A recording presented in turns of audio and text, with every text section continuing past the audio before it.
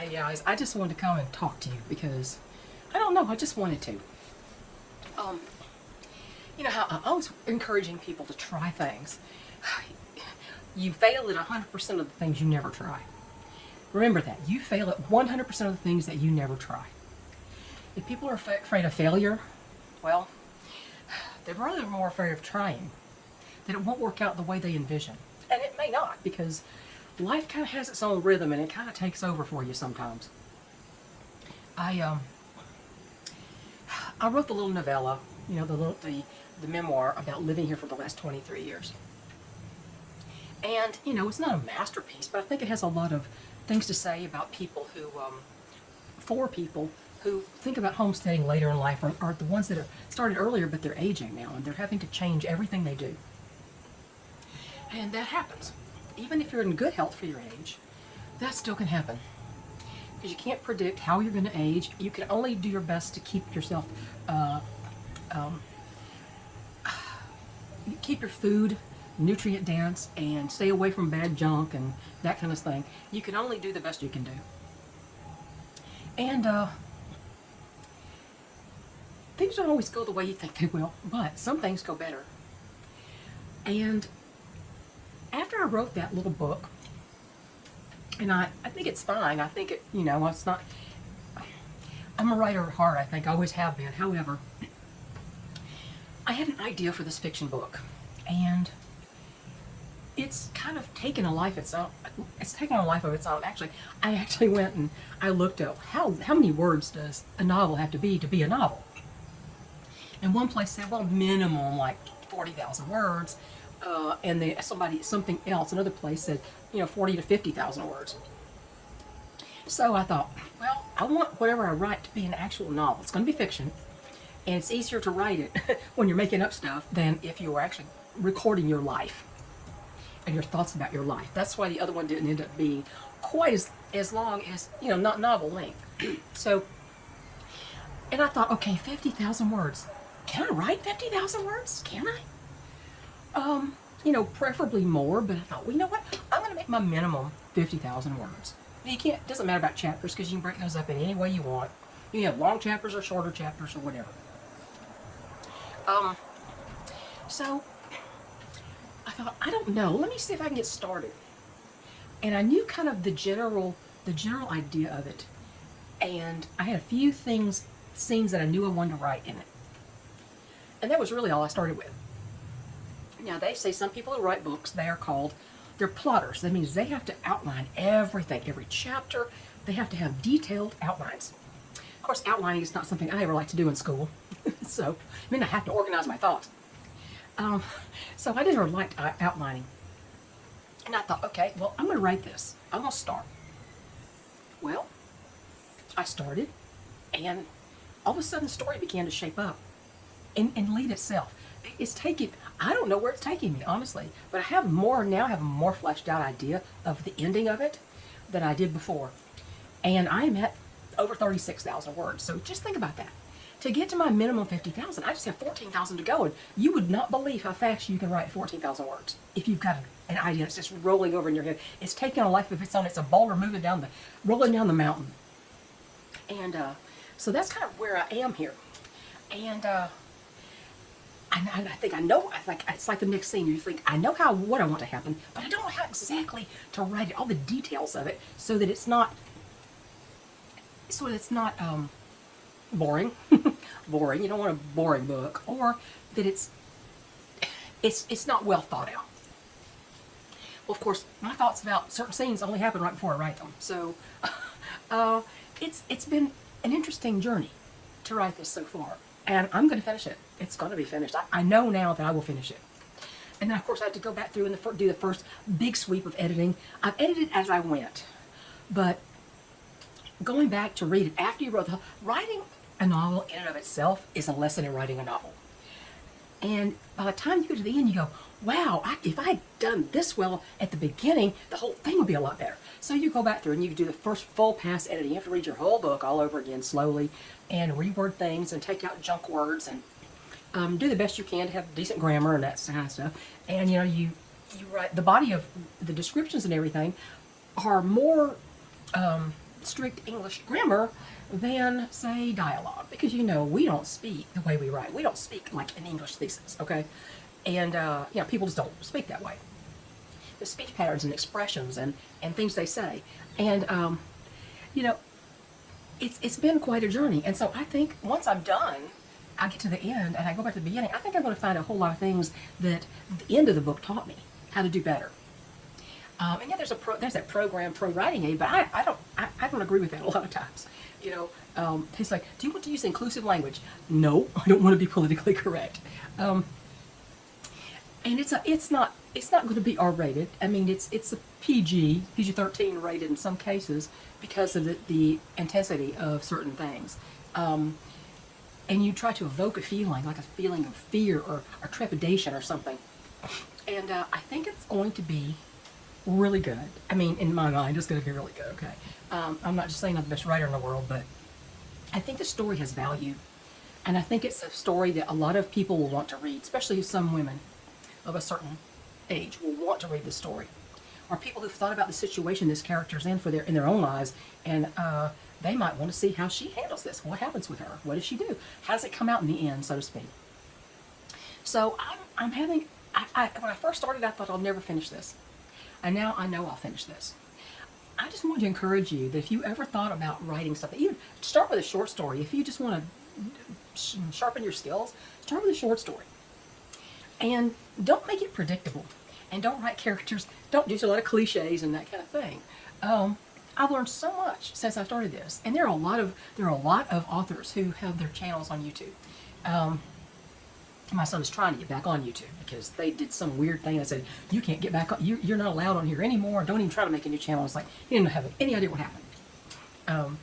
And I said, I don't care if there's no appeal. I said, I just saw a guy that I used to listen to. He was banned from YouTube. He appealed and he is back. And you're just an author page. This guy's a political commentator. So, you know how that was during COVID and all the election stuff. So I said, don't take no for an answer. All they can do is tell you no again, but go for it. So, you know, don't give up before you try. And you might find that you actually like it. And, you know, you could use an aid, like Pro Writing Aid. They have the free version. There's a lot to it in the free version. And you'll learn things you probably never do, or you've forgotten. Like I said, I went to elementary school in the 1960s. And I was an avid reader, and, you know, I was up there in English proficiency when I was in 3rd, 4th, 5th grade. And I loved to read. I would go to the library when I could finally drive for myself. My mother took me at first, you know, before I could drive. And I would go to the library and I'd get like 8, 10 books. And I would read them in a week and bring them back and get 10 more. That's how much, and one of them I remember was the biography of Harry Houdini, believe it or not, had pictures in it. It was fascinating. I don't know why I even read that, but it was very fascinating. So I read the biography of Harry Houdini. I remember that one. I don't remember a lot of the other ones. Most of them were fiction. But reading has actually made me a better person in a lot of ways. I'm not saying I'm a great person. I'm just saying it's widened my horizons, if I can speak, and I've read so much that I thought I can write this. I want to be the person that creates a scene like this, and that's what I did. And I think you can do it too if you really wanted to. And nobody has to see it. Just, you know, get you a word processing program. Get Word or something like that and write. And see what happens, and see how you do. You might want to write a children's book. I don't know. I'm not really into the children's book, you know, fiction and all that. You might want to write a children's book. You might want to write a mystery, or you might want to write sci-fi and fantasy like my son does. You might want to write apocalyptic fiction like my friend Steve Smith does of integrated preparedness and American reversion, which I've said it before, I'll say it again. I would not have finished that first book that I started years ago and just kind of piddled around with it for many years. I would not have finished that book without Steve Smith's encouragement. And I probably wouldn't have started this novel because of what he encouraged me, and I finished that book. And I'm trying to encourage other people too. So please try something. If you think you ever want to write, it doesn't have to be the big great American novel. It can just be a short story. Do a short story. Write about something that happened in your own life, but make it fictionalized if you want to do fiction. write an autobiography, whatever you want to do. But just take a short thing that happened and think, well, this is the way this happened, but what if it had happened the other way? And write that. There's all kinds of ways to get started. I think you really should if you ever really wanted to do that. Unfortunately, a lot of people these days don't even know how to write in their own language, unfortunately. Like I was talking about my son, talking about the kids he teaches in school. And, some of the things they do is just like, kid, your future is not looking all that bright at the moment. I hope you change, but, people who read and people who want knowledge and they research things and they're just different people, honestly, I think. And overall, I think they are. I don't want to write something that, there are a lot of people write about things that for which they're experts. I'm not an expert in this, but I'm an expert in what I think about the world and what I think I would do in certain situations and what I wouldn't do in certain situations. And I think I can write, I can write that. I found out I can write that. And, I'm not somebody who uses a lot of profanity in my own life.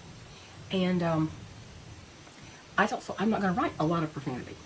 There's a little thing, when there's a situation that made her go down that deep dark hole for a second because it was frightening. But this is my main character in this book.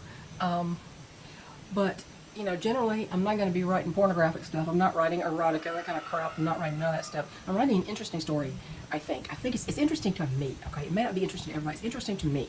So, do that. I just want to encourage people to do something like that, okay? Just take it. Just take it for what it is. Try it. Just try it and see if you like it. You might get hooked.